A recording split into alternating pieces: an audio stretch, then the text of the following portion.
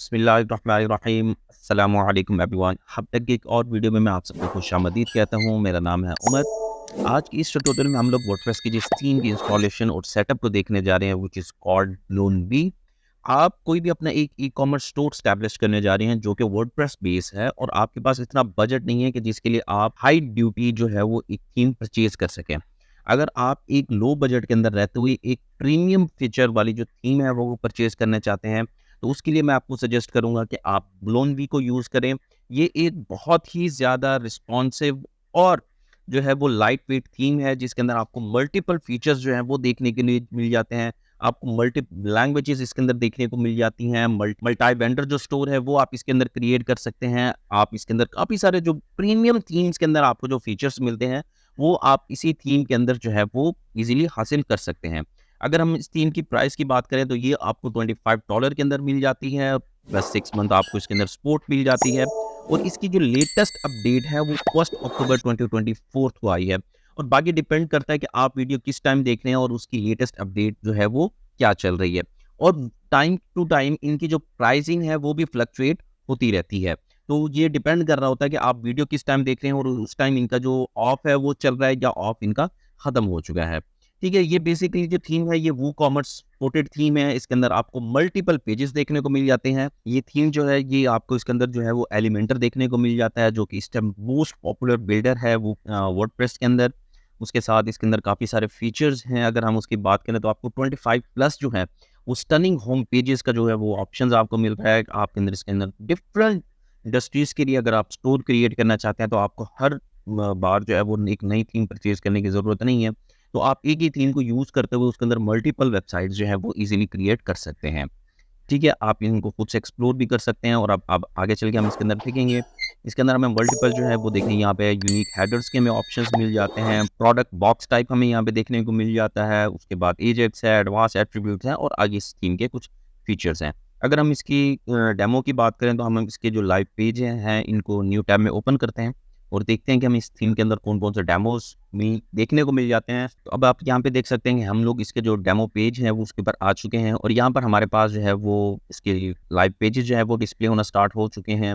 और यहाँ पे आप देख सकते हैं कि इलेक्ट्रॉनिक्स है, इलेक्ट्रॉनिक्स 1, ग्रॉसरी है, ग्रॉसरी 2 है, मार्केट प्लेसेस हैं। आप यहाँ पे देख सकते हैं कि हमें इस टाइम जो है वो 2-2 वेरिएंट हर इंडस्ट्री के अंदर देखने को मिल जाते हैं। ठीक है, जिस तरह से अगर आपने मेडिकल स्टोर बनाना है या ज्वेलरी के रिलेटेड स्टोर बनाना है, बुक्स के रिलेटेड स्टोर बनाना है, पेट शॉप बनानी है, किड्स के लिए बनाना है, ग्लासेस स्टोर बनाने हैं या आप ऑर्गेनिक फूड के लिए अगर आप कोई अपनी वेबसाइट क्रिएट करने जा रहे हैं, तो उसके लिए आप इस थीम को ईज़िली यूज़ कर सकते हैं। ठीक है, ये तो था इस थीम का छोटा-सा इंट्रोडक्शन। तो अब हम चलते हैं इस थीम की इंस्टॉलेशन और सेटअप को देखते हैं कि हम इसको किस तरह से अपने वर्डप्रेस के ऊपर सेटअप कर सकते हैं। तो ये थीम जो है वो मैंने ऑलरेडी इंस्टॉल करके रखी हुई है टाइम की सेविंग के लिए।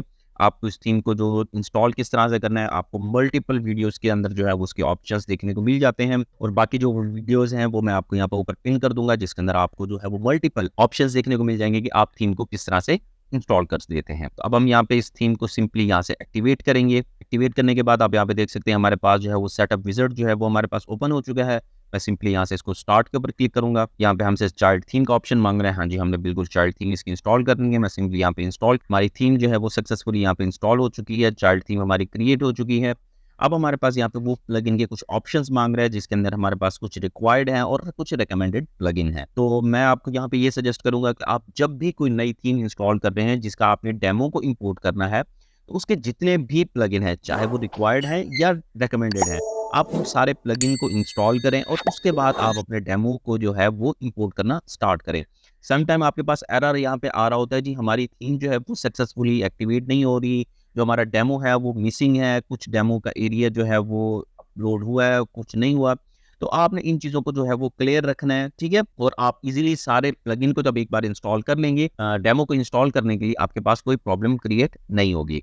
तो सिंपली हम यहाँ से इसको इंस्टॉल के ऊपर क्लिक करते हैं। वन बाय वन हमारे जितने भी प्लगइन हैं वो सारे के सारे आप यहाँ पे देख सकते हैं कि इंस्टॉल और एक्टिवेट होना स्टार्ट। अब यहाँ पे देखें कि हमारे जितने भी प्लगइन थे वो सारे के सारे इंस्टॉल हो चुके हैं और अब हमारे पास डेमो पेजेस के ऑप्शंस हैं वो सारे के सारे यहाँ पर विजिबल हो चुके हैं।